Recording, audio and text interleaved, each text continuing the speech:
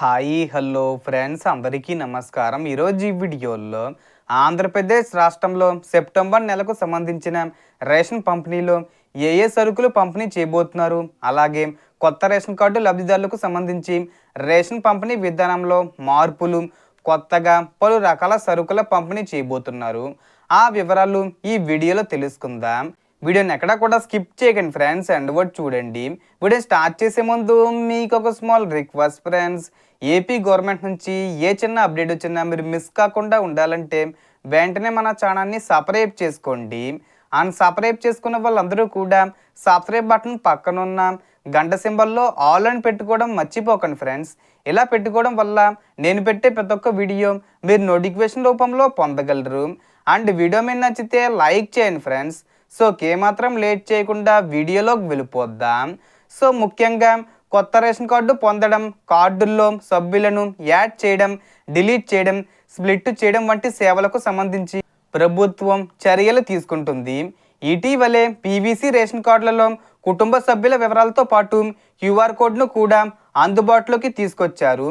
ఈ QR code ద్వారా కార్డులో ఉన్న సభ్యుల వివరాలను సులభంగా తెలుసుకునే అవకాశం ఉంటుంది. ఇప్పటి వరకు కొత్త రేషన్ కార్డు రాకపోయిన వారు సంబంధిత సచివాలయం ద్వారా దరఖాస్తు చేసుకునే అవకాశం ఉంది.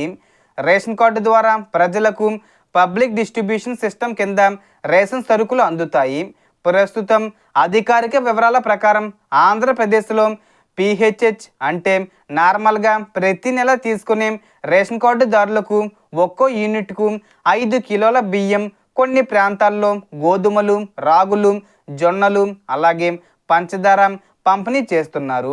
సెప్టెంబర్ నెలలో కూడా ఇదే విధంగా పంపిణీ చేసే అవకాశం ఉంటుంది.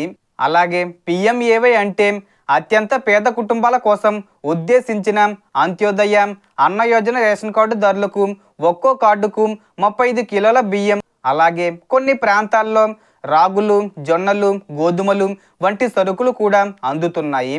ఇకపై బియ్యంతో పాటు పంచదార, గోధుమ పిండి, రాగులు, జొన్నలు, కందిపప్పు, ఆయిల్ వంటి అదనపు సరుకులను పంపిణీ చేసే విధానంపై కూడా చర్చ జరుగుతున్నట్లు సమాచారం.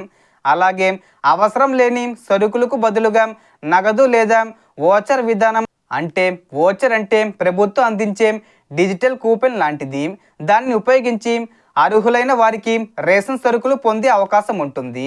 ఈ విధానం తీసుకురావాలనే ప్రతిపాదనపై కూడా ప్రచారం జరుగుతుంది.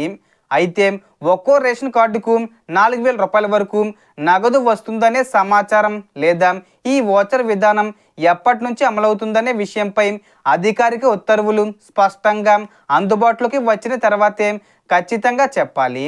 మేబీ దీని మీద సెప్టెంబర్ నెలలో అప్డేట్స్ వచ్చే అవకాశాలు ఉన్నాయి. రేషన్ సరుకుల పంపిణీ వ్యవస్థలో అక్రమ రవాణాను అరికట్టడం, సరుకులు అర్హులైన లబ్ధిదారులకు చేరేలా చేయడం కోసం కేంద్ర రాష్ట్ర ప్రభుత్వాలు డిజిటల్ విధానాలను కూడా ఉపయోగిస్తున్నాయి. కాబట్టి మీ రేషన్ కార్డుకు సంబంధించి కొత్త మార్పులు వస్తే అధికారిక ప్రకటనలను పరిశీలించి మాత్రమే నిర్ణయం తీసుకోండి. ఫ్రెండ్స్, మీకు ఈ రేషన్ కార్డులో ప్రస్తుతం ఏ సరుకులు వస్తున్నాయి, కొత్తగా ఏ సరుకులు రావాలని పరిశీలించి మాత్రమే నిర్ణయం తీసుకోండి.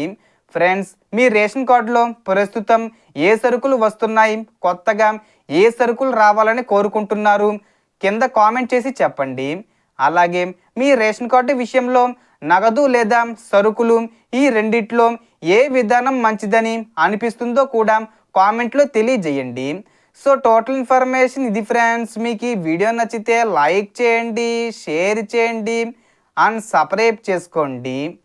Thanks for watching.